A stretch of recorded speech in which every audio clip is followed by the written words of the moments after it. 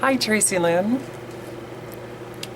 I am in my recording studio in Dayton, Ohio, and I made a little list of things to share with you about my experience while being out here in the Midwest by the crossroads of 70, 75.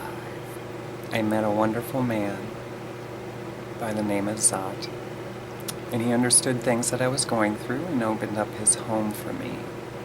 In 2010, after expressing my love for music and my desire to write songs, and sensing a strong calling on my life for a music ministry, he got me Kelly.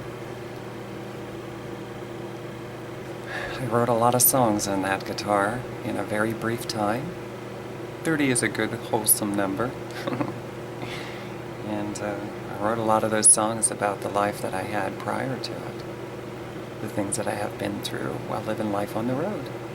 Because of him, I had the opportunity to meet a lot of people in the LGBT community by going to social gatherings that were tailored specifically for the community, as well as going to church service on a pretty regular basis on a Sunday. In 2010 as well, I had the opportunity to live with another transsexual woman for the first time in my life, and her name was Katie. She was very special to me and opened up her home, so I had somewhere to stay temporarily, and that is where I began to write a lot of songs. Ragtop Cadillac, Cold Winter Storm, Dayton, Ohio, USA, and a whole lot more. There were times that I would wake up in the morning and tell her that I had a dream hearing songs like Nebraska in their entirety. It was pretty incredible. I was there for about 3 or 4 months, maybe a little bit longer, before I went into another home that Zod purchased in Huber Heights, Ohio, and it was at that time that he introduced a kitty cat into the environment as well. His name was Sudsy, and he was an orange and white tiger cat. And I didn't really like him at first, but he kind of made his way into my heart in a different way, a special way. I was very thankful that he was in my life, and I had the opportunity to meet him. I'm not quite sure how it happened, but I ended up going to a venue in Vandalia, and I met a gentleman that was a singer-songwriter. He's been doing it, I guess, all of his life. His name was Paul Bach, also known as Bach to Bach. He had given me one of his albums, and I had the opportunity to listen to it, and I could relate a lot to it because a lot of the songs, the lyrics that were in the songs, and I really was moved by the style of music. I felt like I could relate to it because it's the kind of music that I've always felt, the hunger to want to express in my own way in that genre of music. We spent a lot of time together, and it was one of my greatest blessings to be able to meet somebody at his caliber. We used to share a lot of time in his garage and on the front porch, and he played the mandolin, acoustic, anything. And it was a very enjoyable time to finally have somebody in my life that would play my songs with me. And he insisted on it, obviously. He wanted me to play my songs, and I enjoyed listening to his even more. So because of him, I got to meet a lot of other people that were very respectful to me. I got to see him perform live a few times, and I got to do a few shows with him, and it was quite the experience. I also got to join an NSAI, Nashville Songwriters Association Group International. I'm not sure. I forget what it is. NSAI, Nashville Songwriters Association International, I think. I could be wrong, but anyway, it's something that I've always wanted to be a part of, and it was a freebie opportunity, and in it I learned a lot And it felt good to be a part of a group that was just of people from different walks of life with a passion for music. I got to do some open mics with them, and I made a very, very good friend by the name of Bobby. He was there for me during some times in my life when I really needed somebody, whether it was just on the phone or on Facebook. I got to meet her family and her children that she takes care of, and I really loved hearing her play. I got to share a stage with her a few times. I also had the opportunity to go down to Nashville a few times, and it was a really wonderful experience being myself. And if you were to tell me, 10, 20 years ago that my experience going to Nashville was going to be in a pair of high heels and a dress, I would have said, there's no way I'm ever going to do that. I got to play Douglas Corner, and I really loved that venue a lot, and some of the other places that are down there. I had a lot of fun times in Nashville. Got to close down bars with other people, some guys, and I met people from all over the United States, and some I think from even out of the country. It was a great experience. I also got to meet one of the other girls who is transgendered, and I'm not sure if she's transitioning right now, but at the time she was kind of living what they call a double life. Her name was Julie, and with Julie I went to a place called Toastmasters. And Toastmasters is a place where you can work on your presentations, speaking-wise. So I had the opportunity to do that for a little while, and that was also a wonderful experience. I used to love the building that it was held in, one of the rooms in a building downtown Dayton with a really nice view of the city. I used to like going there early so I could just stare out the window and dream a little bit. You know me, I like to dream. One of the most memorable times when I was living in Huber Heights was during Halloween. Me and one of the girls that were staying there, we decided that we were going to get candy and hand it out to the trick-or-treaters. And a very cute little girl dressed in a little 50s costume came to our doorstep. And it touched me in a very moving way because I'm a fan of classic music, rock and roll. Another thing that happened in that household, which was a very big surprise to me, is there was a teenager that was living in the household. William is his name. I've always had a passion for children. And one day, sometimes there's some things that may be going on in a household, and he felt a need to run over to me in the hallway and hug me. And he was crying and telling me how much he was sorry and how much he loved me. And that really meant a lot to me. I cherish the moments that people hug me. And it was a genuine love that he had in that moment. He played a big part in my life in many different ways. I would hope that someday, somehow, his life turns out wonderful. I ended up getting a job at Walmart, York Commons, just off Interstate 75, outside of Dayton. And I was probably there for a little over a year. And let me tell you, I learned a lot about life. I studied human behavior while I was there, and I engaged in a lot of conversations. I had a lot of regular customers that would come to my cash register, because that's what I did. I was a cash register operator. Is that it? I think that's what they call it. It felt good to be in a public setting where you were meeting a whole lot of different people, but it also felt good because I had moments where people would wait in line not to buy something, but just to say hello to me. Even one time, this gentleman actually drove out of his way off of 75 to wait in line for almost 20 minutes, and all he wanted to do was say hi to me. And he told me that I made a difference in his life because the way my spirit is. I was always smiling and happy. I got to work the lawn and garden there. I spent a lot of time talking to myself and roaming around the store, talking to everything. And I used to enjoy sharing with the customers. It's wonderful experiences. It wasn't long after. They have like an introductory for a few days anyway, where you get to learn a lot about your job occupation, the position. The first day that I got onto the cash register, I had somebody kind of supervising over me, and the first person that walked up to me was by the name of Michael, and the first words out of his mouth is, "Wow, you're really tall." I heard that a lot since I've been out here, and I got to become very good friends with him.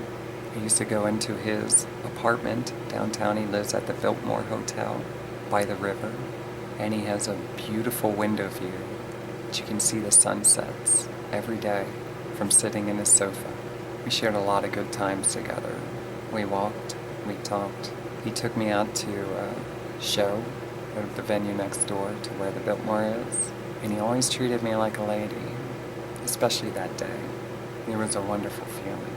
I love him very much, and I used to like to go there and pretend that I was in Las Vegas in a condo in a beautiful building with a beautiful view. He even put on a fake mask of Elvis because I was a huge fan of Elvis. I guess I still am, but at that time I was a really big fan of Elvis. And he used to like to tease me about it, and because he knew I liked him so much, he got me glasses with Elvis on it. He got me an album of Elvis music, and that's the one thing that he used to love to do. When I go to his house, he would fix me up dishes of fruit because he knew I liked to eat healthy, and he knew I liked wine, so he would give me wine. I'm drinking a glass of tea out of my magical cup right now.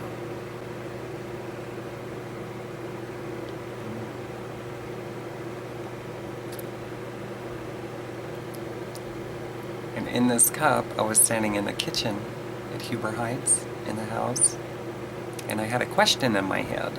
And believe it or not, I looked down into it where I had a red velvet ice cream, which was from that one girl that I was giving away candy on trick-or-treat night. She liked red velvet ice cream, and that got me. You know me, I love ice cream. So I tried red velvet ice cream for my first time, and I put Trader Joe's chocolate syrup on it. And the surprise to my eyes was it turned into the most marvelous art that I ever saw in my life, to the details. That was an incredible moment that I will never forget. I think Michael still lives downtown, and I see him once in a while. He was a good man and very good friend. 2012, I had all kinds of bizarre dreams. Since I've been out here in Ohio, I had a lot of dreams, and they were usually around something to do with music. Maybe it's because my obsessiveness with music, but I dreamt a lot of dreams that had to do with either musical artists or just musical endeavors. And it could be the buildup of working at Walmart and my desire to do something with music, but I had a dream, and I went to Las Vegas in 2012. I later returned in July that year, right around the middle, and I had the first opportunity in my whole life to open up my heart. I had to see what was in there, and it came out kind of bizarre, crazy, like a newborn baby, I guess you could say. And I ended up doing a lot of street performances. I made a lot of videos of my songs that I wrote. I shared my whole entire life story, and I had a lot of wonderful experiences in Yellow Springs. On a Sunday, I would go and play at the same spot every single Sunday. I would play in the Oregon District, usually Fridays and Saturday nights, evenings. By night times, I was usually ready to come home. In Cincinnati, Clifton area, down at Fountain Square. And I used to wear a cat costume. It was a lot of fun. Cincinnati is a beautiful place. Fountain Square is beautiful. It's like a combination of Las Vegas, New York, like a miniature Manhattan. It has a little bit of everything in it. And they have an ice rink, and at Christmas time they decorate it with a beautiful big tree. I used to enjoy riding the buses there to go from Clifton to Fountain Square, back to Clifton. I did that like 3 or 4 days every single week, and I got to meet a lot of the same people that were walking on the sidewalks that I stood on. Actually, I didn't just stand. I twirled around and played my guitar really loud. But I learned a lot about myself, life, the world around us, humans in general. I learned a lot about humans. Yes. But I figured out a lot of the questions that I had throughout my life, all the way up to that point. I can actually tell you that I have learned every answer to every single question I ever had in my whole entire life. That's how amazing it is. That's how amazing it was. And my head has never felt any clearer than it is right now today. For the first time in 43 years, my head is clear. It's a wonderful feeling. It's a wonderful feeling. While I was down in Cincinnati, I met a gentleman by the name of Brian on one of the bus trips on my way back from Fountain Square to Clifton. And we used to connect. He connected with me on Facebook, and we used to chit-chat back and forth. We got together a few times. He was supportive at, coffee house that I played, some of the shows. He always spoke very positive and encouraging, uplifting. He was kind of infatuated with me. And now he's in love with somebody. Last I knew. I met some children when I was there. I did a show one time. These kids came out of nowhere, and they sang and they played with me on the stage. They danced. It was an amazing experience because I was playing on that stage what maybe sought to be more adult songs, but there was kids jumping around like it was Romper Room all over the place. It was an exciting time in my life. We had fun pretending that it was something bigger maybe than it was, or maybe it was bigger than we realized. As you can see, I am soon due for a hair trim. And I'm at one of those. I am very particular over hairstylists. As you know, in the past, I have had a lot of lame experiences getting my hair cut. And I met one of the most amazing men out here that is a hairstylist. He has his own shop in Vandalia. His name is Rocco. And he's always very friendly. He's always very nice. He's very affordable too, by the way. Very talented. And he always treats me with a great deal of respect. In fact, I saw him just like a day or two ago at the Walmart that I used to work at. And he caught me by surprise when he called my name as he was passing by. And I stopped, and he walked over and gave me a hug. And that meant a lot to me, for a lot of different reasons. It was a special moment that I'll never forget. It's moments that I look forward to having a lot more of in my future years. Oh, I would say now is July 28th. Today is Thursday, July 28th, 2016. It is 1:43 a.m. I would have to say that this apartment that I'm at now is the Wentworth high-rise. I call it my life support. While I was living in Huber Heights, William's father, Jeff, he's a very strong-willed person, and he helped me to get my needs met. And then I got this apartment, and I could have never done it without Jeff. He helped me get financial support, financial aid, health care, food, and it gave me the opportunity for the first time, maybe in my whole life, to just let go of everything. In fact, it is since childhood. The first time in my life that I could let go of absolutely everything and just focus on my music. I even had to forget about myself while I did that. That's how intense it was. And the songs turned out wonderful. I've been wanting to record them for a lot of years. And I have something to be proud of hanging on the wall over there. You can see it. You see it? And look at that up there. See this? I'm going to zoom it in. And you can see my favorite book over there too. Oh, look. It's called Just the Way You Are. Isn't it cute? It's my favorite book. It's my favorite book I ever read. I've been recording my music for probably about a year and a half. I think I moved in, actually got the apartment about a year and a half ago. I moved in October. So this October, right around the 31st, right around Halloween, it will be 2 years. I think I signed on the lease probably in June or July, which would have been, 2 years ago. But I only moved in October. During the time of me getting my studio together, my little odds and ends, I got the opportunity to go to doctors for health care. I had the opportunity to be alone. And after learning everything that I did while making my videos, while living at the other house, I needed that time alone more than I ever did my whole life. And it helped me to understand that I need my own space. A place where I can just literally be myself even on the most undesirable moments throughout the day. I need to be alone a lot more than I realized. It gave me the opportunity to empty my heart in a different way, in the flood of things that were going through my mind as I was learning about everything, self, the world around us, and humans. So I realized more and more every day. Throughout my life, I had some personal struggles that I had to overcome that were really weighing me down in more ways than I could have ever imagined before. And being out here and having all this opportunity to focus on myself, I studied for years psychology, the power of the mind, positive thinking. You know, they got a great library system out here. And I remember when one of my girlfriends were telling me, why don't you go to the library? Why don't you go to the library? And it wasn't really the things that I was into doing until one day I started going to the library, and then I started getting all these different books and taking the opportunity to saturate my mind with knowledge.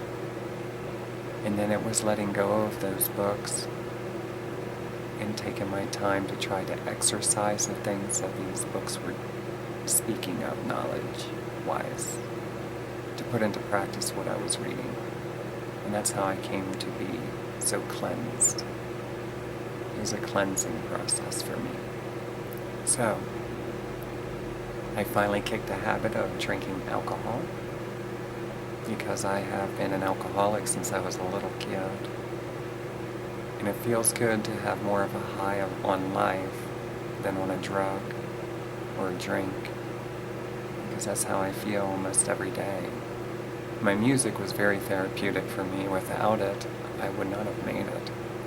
I wouldn't be here today without my music, without Zot, without Dayton, Ohio. And as a transgendered female, there's a lot of pressure that comes on by society's state of understanding the human body.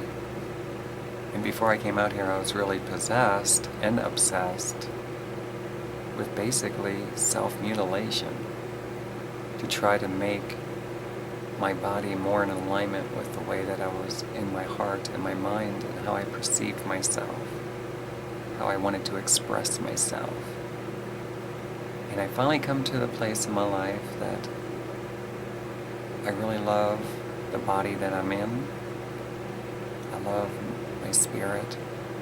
I love everything about myself.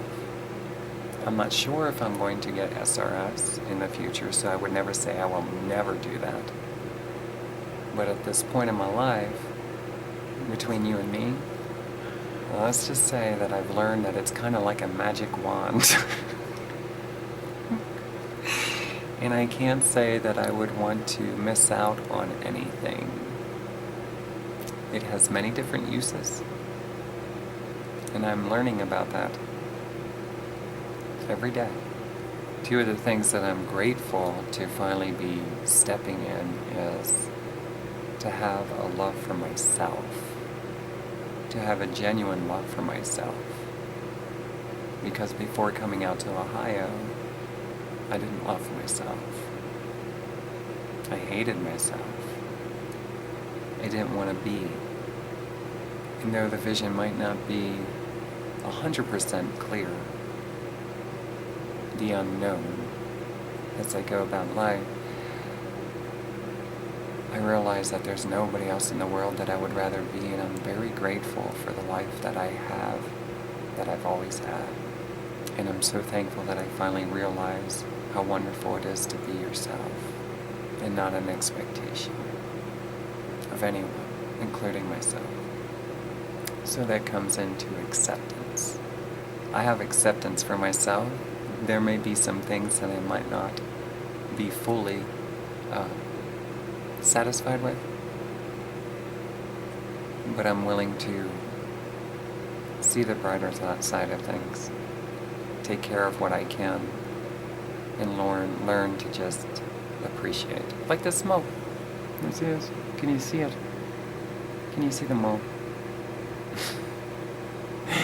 I used to want to get rid of that mole, and now I don't want to. That's how much I've changed. I look at it like it's a beauty mark. Specifically for me. So, in closing, I would just say that my idea, they call Ohio many different things. One of them is the land of discovery, home of aviation. You know, I grew up Pennsylvania Dutch with a German background, but I'm very thankful that, you know, officially I'm here for over 7 years now, so from everything I've learned on this land, when you live somewhere for at least 7 years, it becomes your home. It's official. So I'm in Midwestern Pennsylvania Dutch, German lady. Yes, lady. You can only imagine what that does to the rest of the world.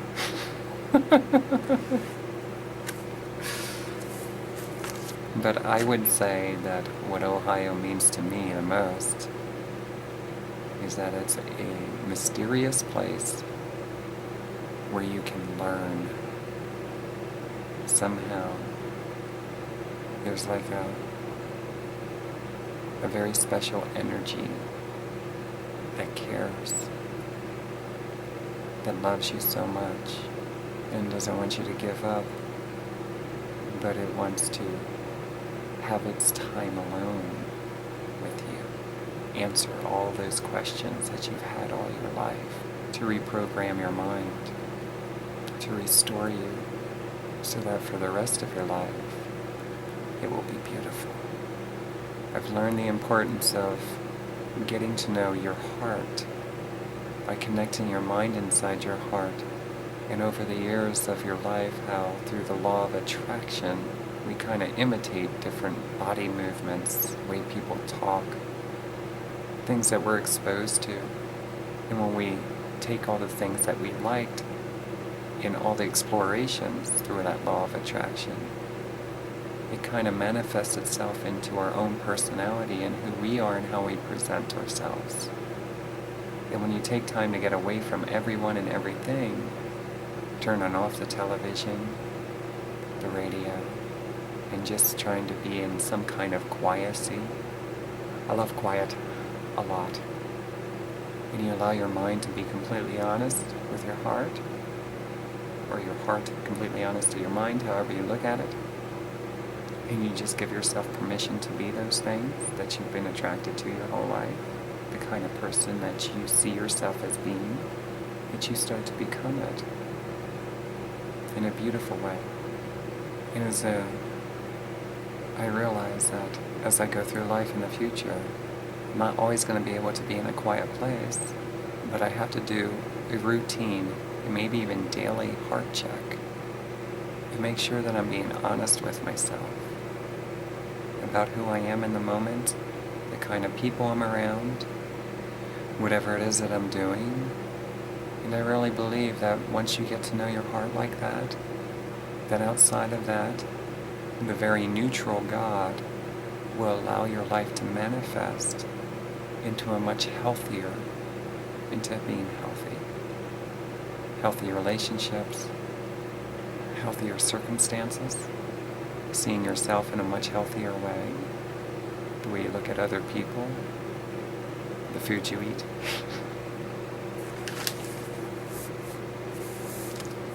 Occasionally what I would do is I will write little sayings, and I will print them out on my computer, and I will tape them to my wall. I'm going to show you one right now.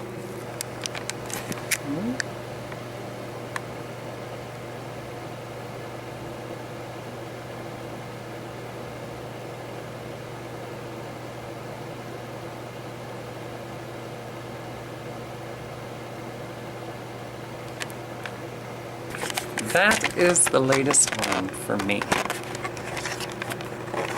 And I want to tell you why. This is what I believe. Whoop. Not that close. Like this? You don't want to like that. You want to go back here. Hold on. There we go. This is what I believe. I really do believe that there is a God, and that God loves me greatly, and that God has a gigantic, huge calling on my life on this planet. And I believe it has to do with music. I believed it so much back in 2009 that a door was open for me to come out here to Ohio so that I could get focused on it. And I needed a lot of time to heal, to figure things out, to try new things, because it's never really been clear to me exactly what it looks like.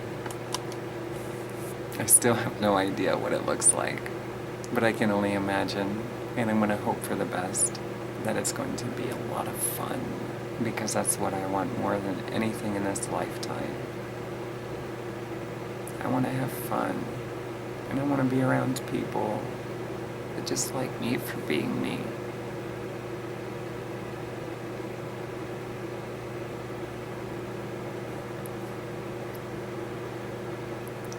I don't always feel that way.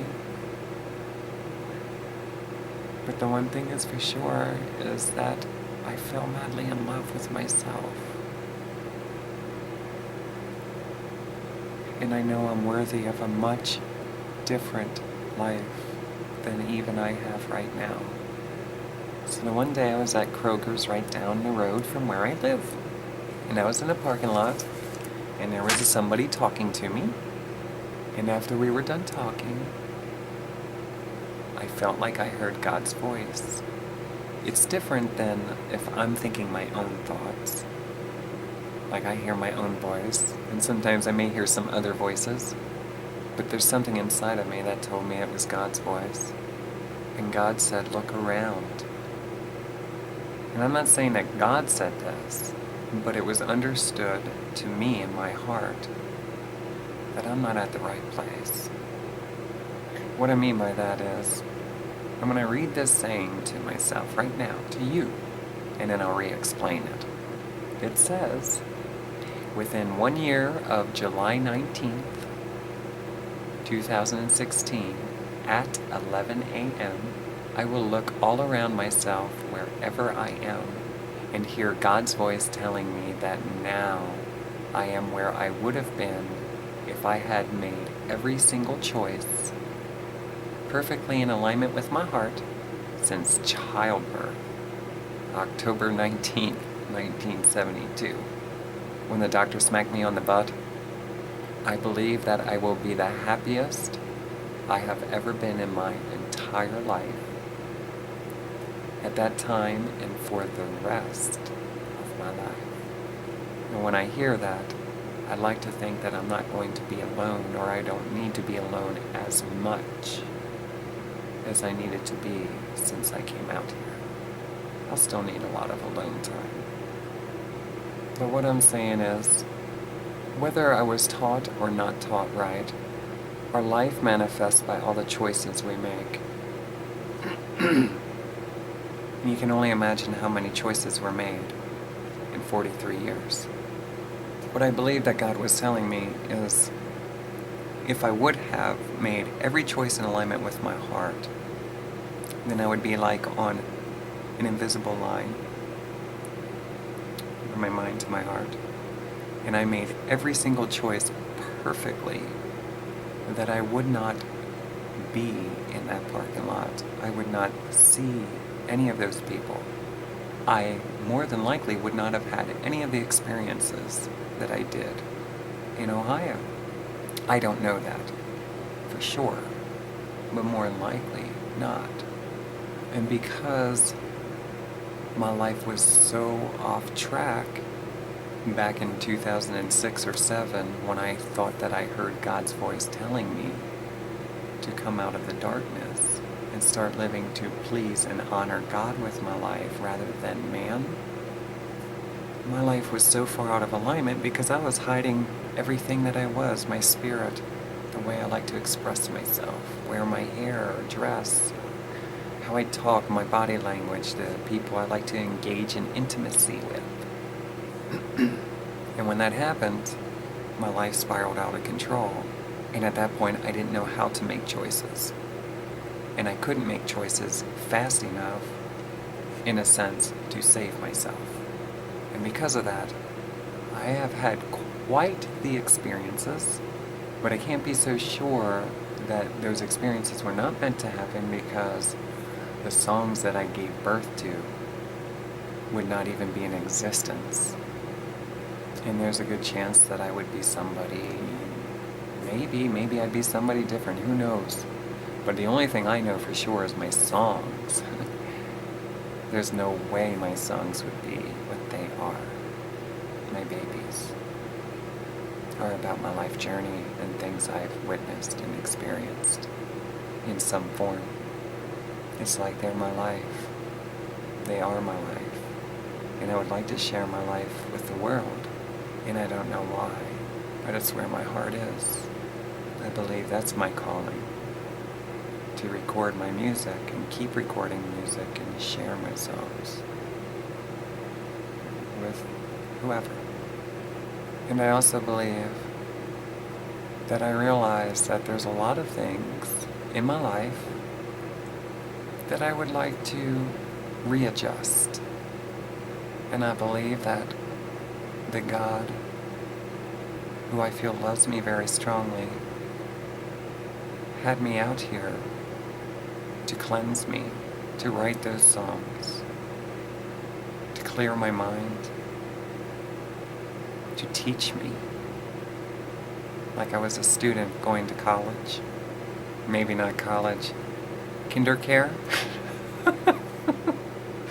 Maybe kindercare. I would rather go to kindergarten or something, Kindercare would be good. Childcare. I don't know about college. And I realized that through the process that I didn't need all the things that I would have thought that I would have needed to become who I am as a songwriter or as myself, period. Meaning I didn't have to continue to mutilate myself. I didn't need a lot of things in life that I thought I needed for happiness. And I didn't need anybody to do anything for me when it came to the music. God wanted me alone so I could learn. And I learned a lot. A lot.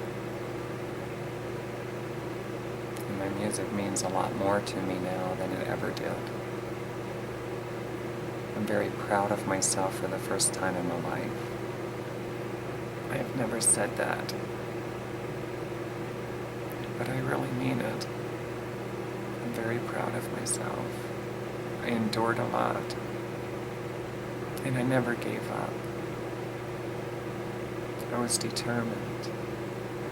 I was determined that it was God that was asking me to do it. And I still believe it. And I don't know for sure, but sometimes I'm confused with that this is like a stop-off for me. So I could kind of, as you're going through life's journey, you kind of need to go to a rest area. I feel like this was my rest area. And I'm getting excited because I'm about ready to start a new book. Hold on a minute. My foot fell asleep. I'm going to start a new book. Because believe it or not, this video is kind of like ending an old book of my life all the way up to this point. And this video is like the first page to that book. So I want to keep it with me in case life's journey ever throws a curveball at me and I need someone to lift me up. I want to be able to click on you, and hopefully somehow, some way it'll help me get through. Or maybe I just need a laugh, because my videos do that to myself. But then I'm going to start writing in my new book. Dream big. Big. Really big. Look at that. To dream big. Without expectations. Comes with a little key. A little heart. When I spend a lot of time alone, I have learned to give myself permission to dream bigger than I could have ever even imagined dreaming, but to be as honest to myself as possible. Of, if anything was possible, what would you be doing right now? And let's just face it, if I were to talk to anybody else and share those dreams, of things that I would like to do, or experiences I'd like to have, I can almost guarantee that most people would say there's not going to be any way possible for that, Tracilyn. So that's why I got this. Because I believe with God, all things are possible. And I also believe that it's very healthy to dream bigger dreams than you ever dreamed before. But I also learned not to share them with anyone, but write it down. There's a lot of power in words, being that it's God. And who knows? There's a good chance that those same dreams that I write down in this book, as long as they're with a pure heart and they're honest, that maybe some of those dreams will manifest into some kind of reality. In fact, I believe that all of them will. I'm convinced. Might not be exactly, but it'll be pretty close. I've learned to have appreciation. I used to want to live by the beach, for instance, the ocean, because of where I lived my whole life. I lived by the Swati rivers, the Swatis, waterways. And I spent a lot of time in the mountains. What I realized when I was out here is that I like being by the river probably more than I like being by the ocean. I like being on a quiet lake more than I like to be on a busy beach. I like it a lot more, actually. A lot more. So sometimes you think you want things, and you don't. I mean, I had my times on beaches and sand and stuff, but it's not important to me. I fell in love with the river, the Miami River.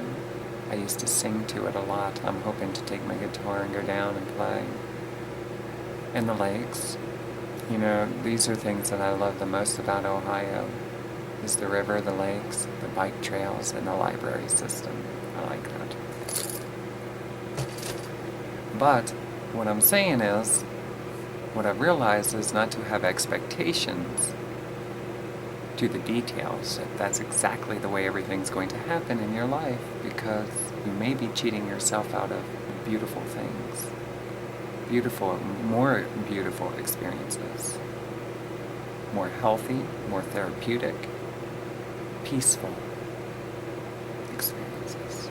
And what I've learned recently is when you allow yourself to dream the biggest dream of however you would see yourself in the present moment. For me, it's a very classy lady, very classy, very elegant evenings, nights, sunrises, sunsets. What I've realized is I felt like God was telling me, like with this camera, to zoom in on myself. In other words, to allow myself to go into the details, to hear the sounds that are around me, if there's birds, if there's a light breeze, what does the sky look like? What kind of company am I around? And no matter what the scenery is, after a period of time, to just focus in on yourself and the details of you. Are you smiling? Are you dancing? The important thing is that you become that person. Instantly allow yourself, give yourself permission to be that person. And you don't really need the circumstances to be that person. And though I'm not quite sure because I'm kind of a newbie to this, you never know when you become that person that some of those reality experiences may manifest into a even more luxurious manner than you could have ever imagined that you were capable of. So I have learned since I've been out here that I don't want what I don't want.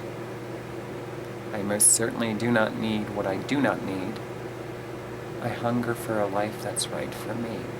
Authentic happiness, peace, and maybe someday I'll have the opportunity to share it with someone special who would have went through their years of personal healing and can value and appreciate what I have to offer, which is self. I believe that's going to happen.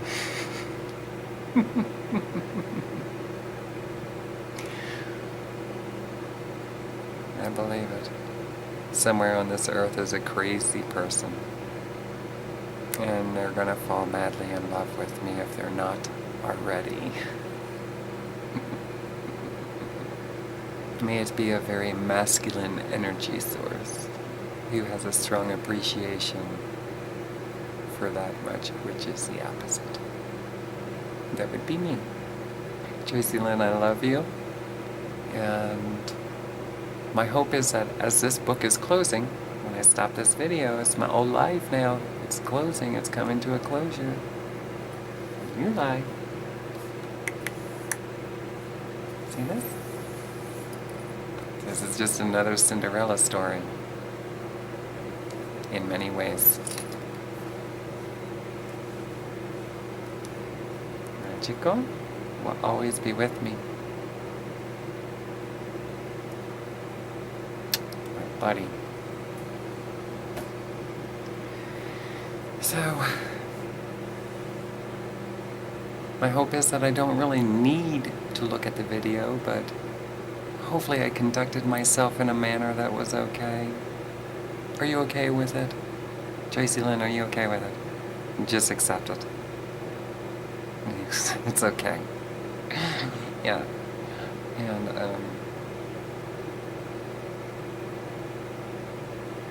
my desire is starting in the month of August to stop looking behind and start living in the now and keeping focused on self and apply everything that I've learned since I've been out here